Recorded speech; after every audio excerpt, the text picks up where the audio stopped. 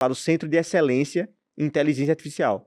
A grande ideia ali é aproximar interesses privados da universidade. E isso é um show, porque... É o mecanismo que a gente estava contando aqui, mais ou menos, né? É exatamente o que acontece aqui nos Estados Unidos. A academia tem muita gente muito boa. Os alunos têm muita vontade de fazer muita coisa e eles são bons. E eles também estão com os professores lá. E os professores são sumidades, assim, são pessoas que sabem muito. E acaba que, como eles são alunos ainda, são pessoas mais baratas. Então você dá R$7.000 para um aluno que está lá na UFG, na Federal de Goiás, meu irmão, vai fazer uma diferença arretada na vida do cara, velho. E eu não tô falando nem de São Paulo, eu tô falando da UFG, eu tô falando de Goiás. Porque R$7.000 para um cara que se forma em São Paulo, talvez seja um salário inicial, ok. Mas para o UFG, talvez não. É bastante dinheiro, tá ligado? É bastante dinheiro para um aluno de graduação. Então esse incentivo é muito bom. A galera resolve o problema da indústria. Então, são problemas que vêm da indústria, problemas que são de interesse da indústria. Eles botam esse problema para os alunos e os alunos resolvem. Absurdo. Então, isso é um case de sucesso e, tipo, acho que seria uma das... Porque, eu venho, vamos dizer assim, um pouco mais do lado artístico de conteúdo e tal, eu acho que a maior coisa que mata grandes talentos ou pessoas de visão, falando mais do brasileiro, é o lado financeiro, porque a galera, tipo, tem um equilíbrio emocional que, tipo assim, aqui nos Estados Unidos ainda tem um pouco mais dessa base que você fazendo o mínimo, você ainda vive uma vida ok, você vai ter o seu teto, você vai ter o carro e tal. No Brasil, às vezes, você está fazendo salário mínimo e você não consegue pagar as contas. Não dá. Então, você acaba matando esses talentos. Eu vi muito isso de produtor de conteúdo, porque o cara queria, era o sonho dele, mas, cara, ele tem que comer. E aí, escutar isso de você é muito maneiro, porque gera um incentivo dentro da faculdade, que ele passou ali, tá numa fase que, se ele não tiver ganhando dinheiro, ele vai, tipo, daqui a pouco tomar um susto no mercado e talvez abandonar o que ele queria fazer, porque ele financeiramente não tem como. Você consegue adiantar isso ainda na faculdade, do cara começa a ganhar dinheiro, vender para projetos de pesquisa para empresa privada e tal, e aí acelera tudo isso e resolve o problema. Eu nunca tinha escutado essa percepção, mas é, tipo, necessário pra caramba. Irmão, todo mundo ganha com isso. Sim. O aluno vai já ter uma experiência muito massa de fazer uma coisa real que vai acontecer. Sim. Então, tipo, uma das coisas que mais me animou de continuar na ciência, de continuar na tecnologia, foi ter feito um sistema de semáforo lá de Recife, que o negócio funcionou e tava lá no semáforo e o carro chegou no tempo certo e isso foi muito legal. Então, quando você vai resolver esse problema da indústria e você vê que a coisa funciona, é muito mais legal do que ficar fazendo conta de matemática ali. Do Ministério da Ciência e Tecnologia como talvez o melhor ambiente possível para fazer uma grande diferença no Brasil. Entendi. Mas eu acho assim, que dá para fazer uma grande diferença no setor privado, mas eu acho que o público chega naquela galera que muitas vezes não é muito vista, assim, sabe? Sim. E aí você consegue escalar projetos fantásticos, assim, que atacam todo mundo do Brasil. Os 200 milhões, assim. Então isso é muita vontade. Para falar algumas das coisas que meu professor fez, por exemplo, ele criou os IFs. Institutos Federais do Brasil. Então você pega, sei lá, os melhores alunos de escola pública que estão aí no mundo fazendo a diferença, eles vieram dos Institutos Federais. Desse cara que puxou tudo isso. Que é meu orientador, velho. Tipo, foi meu orientador da graduação, praticamente um pai meu, assim. Eu ia como o contexto puxa. Exato. Contexto. É muito louco. Inclusive, muito louco. Só acrescentar uma coisa, tem um dado que mostra que se você foi treinado por um ganhador do prêmio Nobel, as tuas chances de ganhar um prêmio Nobel aumentam muito. Não é porque o cara é inteligente apenas. Sim. É porque existe um contexto. Mindset também. O que puxa a visão, a exatamente. O baseline, como a gente falou. E aí eu acho que esse meu interesse pessoal de voltar e começar a assumir esses cargos rima muito com o que está acontecendo com o futuro da ciência e tecnologia no Brasil hoje. Então, fazia muito tempo que a gente não tinha uma conferência nacional de ciência e tecnologia que discute o que está acontecendo no Brasil com ciência e pensa num movimento estratégico da ciência e tecnologia também. Sim. Aconteceu uma coisa histórica no ano passado, que eles criaram essa 5ª Conferência Nacional de Ciência e Tecnologia, onde eles estão montando um plano estratégico para os próximos 10 anos da ciência e tecnologia do país. Eu acho que isso nunca aconteceu, um plano estratégico do que vai acontecer. Assim. É muito legal isso. Visão pro futuro. E aí teve muitas discussões ao longo do Brasil todo sobre o que investir, como investir, e naturalmente se falou muito de inteligência artificial. E aí, um dos maiores produtos dessa conferência foi o PBIA, que é o Plano Brasileiro de Inteligência Artificial. Então, investimento bilionário para o Brasil em como se desenvolver nessa parte da IA, que está todo mundo vendo, né? Uhum. Sendo que, no fim das contas, o que acontece? Eu acho que vou puxar o gancho também para o futuro da IA no mundo. Até pouco tempo atrás, pouco tempo esse ano, assim, existia um monopólio gigantesco, assim, da IA no mundo, que é o OpenAI. Sim. A gente só fala de ChatGPT, e o problema do ChatGPT é que a gente só interage com o modelo do ChatGPT. Então a gente não sabe o que está acontecendo lá. A gente não sabe como foi treinado. E cria uma barreira do tipo, a IA existe e ela está muito bem desenvolvida, mas às vezes startups empresas não conseguem fazer um modelo muito irado de IA porque você não consegue modificar o ChatGPT para o seu favor. Sim. Então, você pega, por exemplo, uma startup, você quer usar aquele modelo do ChatGPT para resolver um problema específico seu. Você não consegue porque você não consegue modificar aquilo. Sim. E isso piora muito mais quando você pensa em empresas públicas, porque tem a questão da soberania nacional. Se diz que o ChatGPT foi treinado com a internet inteira, né? Então, você não sabe qual o dado que foi usado ali. Será que realmente poderia ter usado aquilo? Não sei. Sim. Então, cria essa barreira. Recentemente teve o DeepSeek, Sim. que é um modelo de IA chinês, e esse modelo mudou tudo, velho. Mudou tudo porque... mais barato, mais eficiente. Primeiro que ele é muito mais barato. Para você treinar um modelo como o ChatGPT, você vai ganhar isso, vai gastar aí umas centenas de milhões de dólares para treinar. Isso uma startup não consegue, para fazer o seu próprio. Já é uma barreira enorme. Mas quando você pega o DeepSeek, que gastou tipo seus 5 milhões ali de dólares, ali eu acho que uma startup já dá para começar a pensar em criar sua própria inteligência artificial. E, velho, a quantidade de coisa que isso vai trazer para o mundo, assim, a democratização da IA de um jeito que a gente nunca viu antes. Então, hoje, o Brasil pode criar a sua inteligência artificial gastando 5 milhões de dólares. O que é isso para uma nação como o Brasil? Sim. E você pode usar, por exemplo, IA para coisas de políticas públicas. Imagina uma IA para correção automática do Enem. O quão massa isso seria. Sim. Ou uma IA para o sistema do SUS, que já é um sistema massa, mas poderia ser muito bem acelerado com inteligência artificial. Então tem tanta coisa. Segurança pública. Você botar aí os meus IoT aí para em grandes eventos, Olimpíada, Copa do Mundo, passeata. Então você começa a ver um mundo mais conectado e mais democratizado, assim. Você tira esse lado do OpenAI e você começa a pensar em inteligências artificiais nacionais. E na assim. prática, como é que você vê isso em 5 anos? Você diz, então, que você vê que a gente já vai ter mais essas inteligências artificiais mais politizadas no sentido do país ou mais no sentido de vários projetos paralelos que as pessoas estão conseguindo fazer, independente de onde é, e você vai usar aquele serviço individualizado, sem depender do OpenAI? Boa. Qual que é a sua visão para daqui a 5 anos? Eu sinto assim, no desenvolvimento da computação, no início dela, a gente queria muito criar coisas gerais, de propósito geral, que chama. Sim. Então, por exemplo, você tem seu laptop lá, você pode acessar o YouTube, você pode resolver uma conta de matemática, você pode fazer várias coisas no laptop. Isso foi a grande revolução do século passado.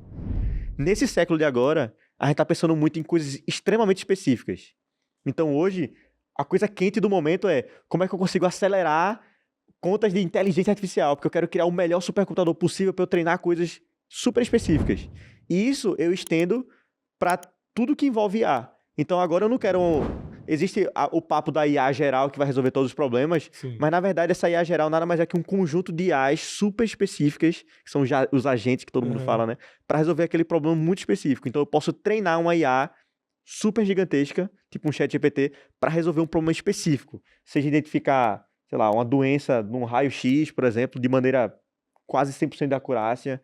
Seja você, sei lá, corrigir questão de redação do Enem e tal. Eu acho que a gente vai começar a criar várias IAs muito fortes e específicas. Isso é a coisa mais sinistra que eu penso assim dos 5 anos. E todas essas IAs vão estar conectadas. Interessante. Isso que é a loucura. Tipo, quando você começa a conectar coisas que são extremamente especialistas uma com a outra. E que resolvem o problema da melhor maneira possível. Assim. E você falou que tinha mais uma? Era isso. Você conseguiu conduzir a narrativa conectando todas as três. Foi essas três aí. Foi muito demais. bom. Eu queria, tipo assim, eu sei que o tempo tá apertado, mas só pra fechar, não podia passar da parte do conteúdo, antes da gente encerrar. Vamos sim. Que eu acho que é muito maneiro ver principalmente sua perspectiva. Você entrou muito a fundo, 150 mil, a forma que você... Pô, vamos dizer assim, é uma outra bolha gerar conteúdo pra internet, tem uma curva de aprendizado e tal.